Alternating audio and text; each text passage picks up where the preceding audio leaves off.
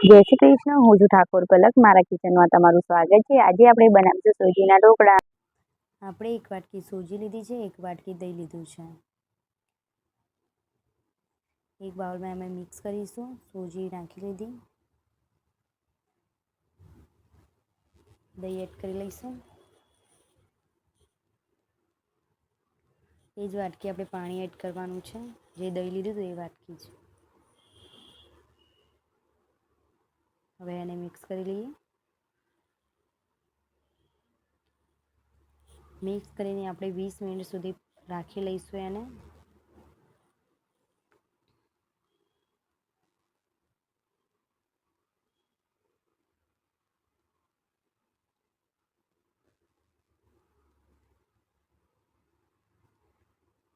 આપણું બેટર થઈ ગયું છે. જો આપણું બેટર ફૂલી ગયું છે એકદમ.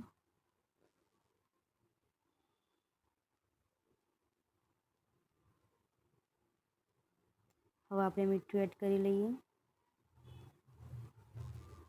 1 ચમચી ખાંડ,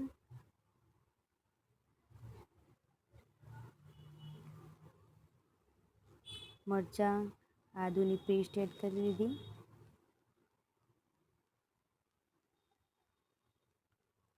આપણે ઈનો એડ કરવાનો છે. એનાથી સરસ ફૂલે છે આપણા ઢોકળા.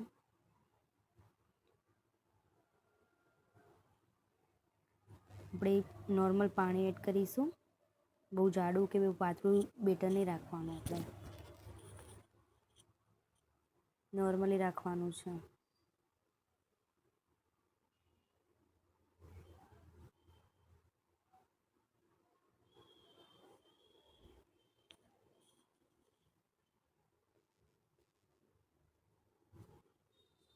સ્ટીમ કુકરની જાળી ઉપર આપણે હવે તેલ લગાવી લઈએ.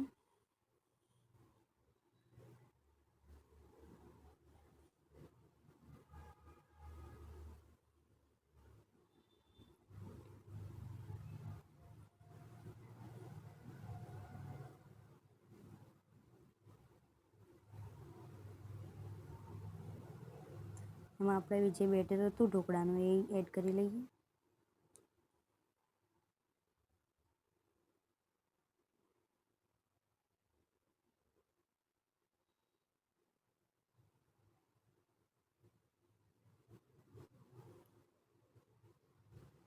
આપણે ઢોકળાને હવે સ્ટીમ કરી લઈશું.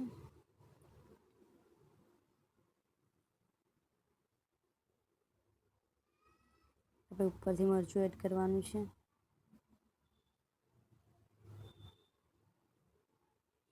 તમે એડ કરવું તો કરી શકો ને કે કાંઈ નહીં.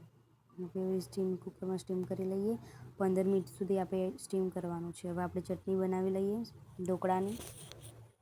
લીલા ધાણા લીધા છે,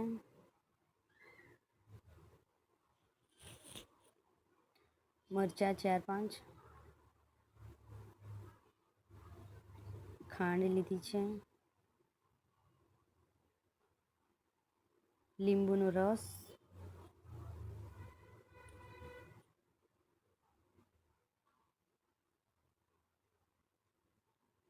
અડધી ચમચી મીઠું એડ કરવાનું છે. સ્વાદ પ્રમાણે આપણે પાણી એડ કરીને ક્રશ કરી લઈએ. આપણી ચટણી રેડી છે. આપણા ઢોકળા બી થઈ ગયા છે. આપણે ઢોકળા ઉપર વઘાર કરી લઈએ. હવે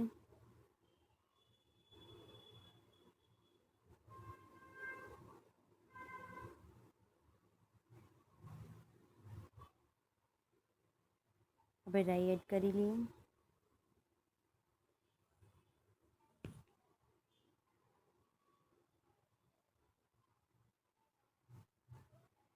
જીરું એડ કરી લીધું. મરચાં એડ કર્યા છે.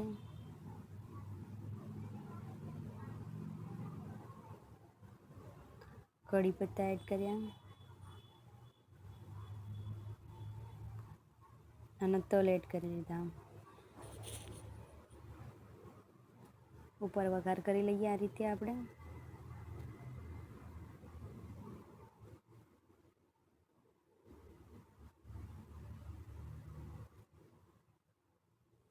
ચક્કાથી મદદથી આપણે કટ કરી લઈશું ઢોકળાને હવે.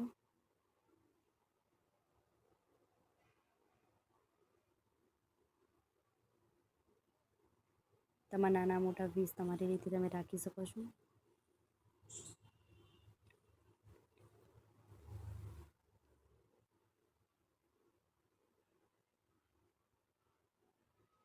આપણા ઢોકળા રેડી છે.